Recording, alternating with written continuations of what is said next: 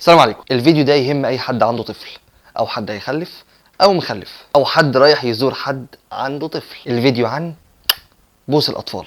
فيديو جديد. بوس الاطفال مؤذي، بيضر الطفل، بيضر الام، بيضر الشخص اللي باس. طبعا الاطفال الرضع بيسحروا هذا الكائن اللطيف اللي حجمه ما يعديش كف الايد، قادر يحول الشخص الكبير البالغ لشخص كثير كوتي توتي توتي توتي. تحس انك عايز تلزق الطفل ده ما بين شفايفك كده، ما بين كل شهيق وزفير. ربنا يرزق الجميع يا رب.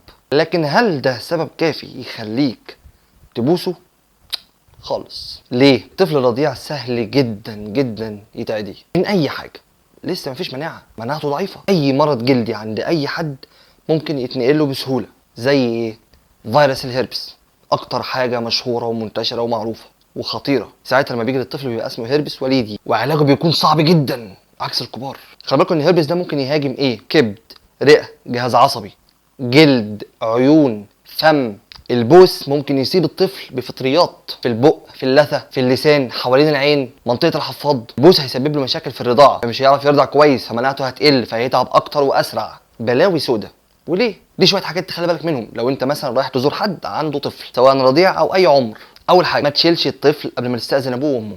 تاني حاجه، ما تروحش تزور حد وانت تعبان او شاكك انك تعبان، بالذات الايام دي ايام كورونا وايام انتشار الالتهاب الرئوي ودخلت المدارس. ده موسم مرض اساسا. الاطفال عرضه للعدوى اسرع مما تتخيل، فبلاش. لو اللي رايح تزورهم زعلوا منك انك اتاخرت في زيارتهم، هيزعلوا منك مليون مره ضعف لو ابنهم حصل له حاجه بسببك. تالت حاجه، قبل ما تشيل الطفل اغسل ايدك كويس قوي. طبعا بتبقى رايح لابس كمامه. رابع حاجه، حط فوطه نظيفه او قماشه نظيفه على دراعك وصدرك لحد كتفك كده، علشان هدومك ممكن تكون فيها حاجه ملوثه او فيها بكتيريا او اي حاجه هتعدي الطفل، فبلاش. خامس حاجه واهمها، الله يبارك لك، ما تبص الطفل خالص، ولا راسه ولا خده ولا ايده، لان هو بيحط ايده في بقه اساسا. واكيد ما تبصي بقه.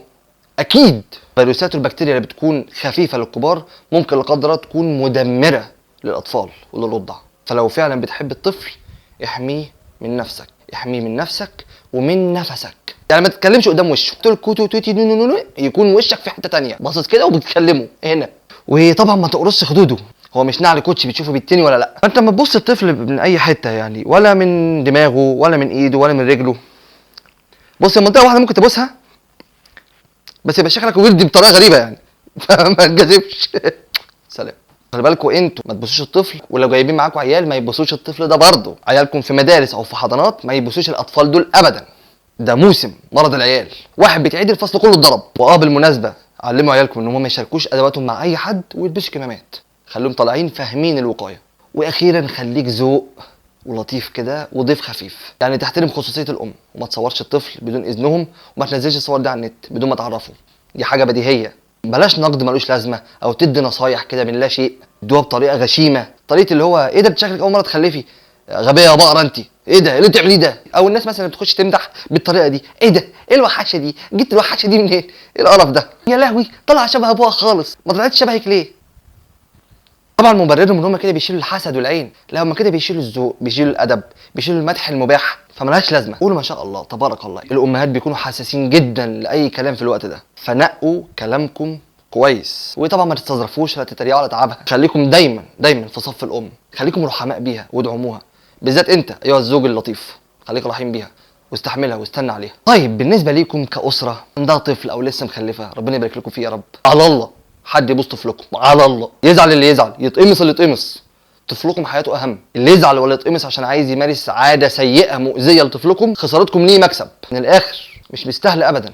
وانت كأم لو مكسوفه تقولي بلاش تبوس طفلي، بالذات قرايب جوزك او صحابه او صحابك وقرايبك، فشير الفيديو ده، هم هيشوفوه وهيتعلموا من نفسهم. واول ما تلاقي حد بيقرب من الطفل يبوسه، شغل الفيديو في وشه، فدي خد الطفل، فدي كده شوفني بزعق في الفيديو خلاص هيبطل بوس. يا زوار يا كرام، ليكم خفاف وباركوا وحبوا من بعيد، ولو هتنقطوا بفلوس يبقى الفلوس دي بعيد عن ايد او وش الطفل. ويا اسره يا جميله، يا اللي عندكم طفل او لسه مخلفين، اطفالكم امانه فحافظوا عليها. خلي بالكم من اطفال كتير في الرعايه بسبب الالتهاب الرئوي، بسبب النزله الشعبيه. اطفال كتير منعت اكل وشرب بسبب الوجع.